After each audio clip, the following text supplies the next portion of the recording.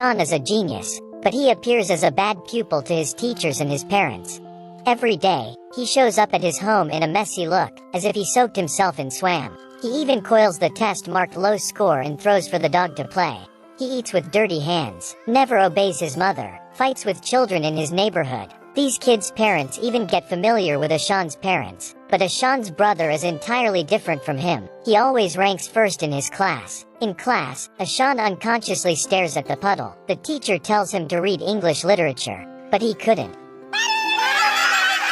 So she gets mad and expels him out of class, forces him to stand outside. His mates laugh at him. He drops class, runs away. When he goes back home, he tells his brother. His brother is amazed, and Ashan describes everything that happens. Ashan has a great love for colors. His pictures can make you fall in love in just a second. Ashan studied grade 3 2 times. He couldn't write a single word, and this upsets mother a lot, because she didn't know where the problem is, her son or his teacher. The final math exams were delivered. However, Ashan can't focus. He starts to let his imagination goes wild. He thinks of himself being a captain who is completing the missions, while the numbers in the exam turn into planets in the universe. Through all of these images, you can go to the conclusion that he will continue to study grade 3 again. At the same day, his father found a letter of Ashan. He wants to drop school. This drives the father insane. Ashan was honest. He didn't lie. He said he was wandering on the street. His parents care for his safety, but they have never asked why Ashan insists on avoiding study. After a few exchanges with the teacher at school, they realize Ashan has never brought his exams or tests home. His scores remain 0. The president assumes Ashan has trouble with intelligence. He suggests they send him to a special school. This really confuses his parents. The father starts to blame the teachers. In a class with 60 pupils, who knows if they truly take care of our child? The mother starts her complaint, too. She says she has sacrificed her job because of her children. She even urges them to try harder every day. It just doesn't work. The couple finally blames the school. They decide to let Ashan goes to a boarding school. Despite him begging and crying, his parents show no mercy. The father believes that Ashan's imagination is the reason why he doesn't study well. Ashan was sent to a boarding school. Though the mother wasn't contented, she still left him there. Ashan does study diligently. It's just that his results aren't as expected. At the boarding school, the eating and sleeping time are put into a strict discipline. No one helps him, so he hides in the bathroom and cries at night.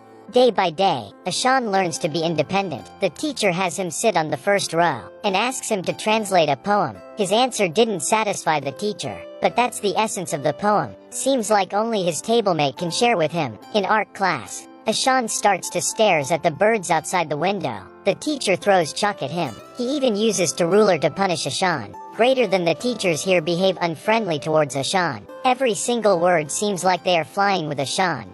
It's not because he isn't hardworking. He tried his best. Hence, he has to bear the teacher's complaints every day, and even being made fun of by his friends. What a pity. The teacher calls his parents. They can't understand why. So mother and father take him out to relax for a while, then leave him at the boarding school again. Until recently, the school has a new art teacher. The whole school are curious, because the way the teacher shows up is weird. He cosplays a clown, and plays with his pupils, but Ashan keeps silent all the time. The unusual thing about this teacher is, he can help his pupils broaden their mind. In his first class, he gives each child a blank paper, and encourages them to use their imagination. They can do whatever they want. Imagination is Ashan's strength, but he can't draw. But this time, there is no punishment. He even cheers Ashan.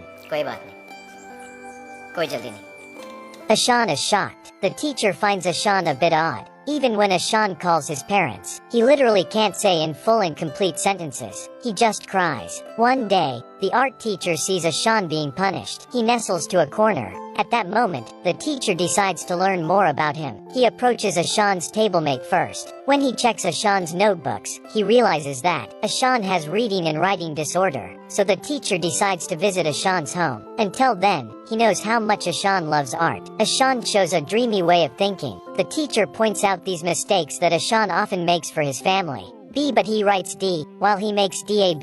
Ashan makes mistakes with the same alphabets. That's as the common symptom of people who have reading and writing disorder. If you can read, you can explain the meaning. The father was enlightened. He feels ashamed. It turns out that Ashan has been painfully suffering from this disorder. He can either button or tie the shoelace himself. He can't grab the ball that his brother throws. He can't even do the smallest thing. Ashan's belief, which was destroyed at the early stage, now gets weaker. Even art, the thing he likes the most, but now he's about to give up. This disorder has nothing to do with IQ.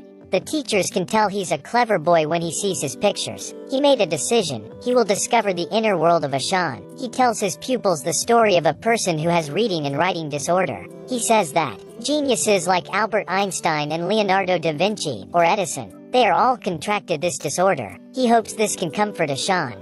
He admitted he had this disorder when he was young, too. So he shares deep sympathy with Ashan. Ashan is just like his reflect mirror. Finally, Ashan says something. In his class, the teacher takes the pupils out to a suburb.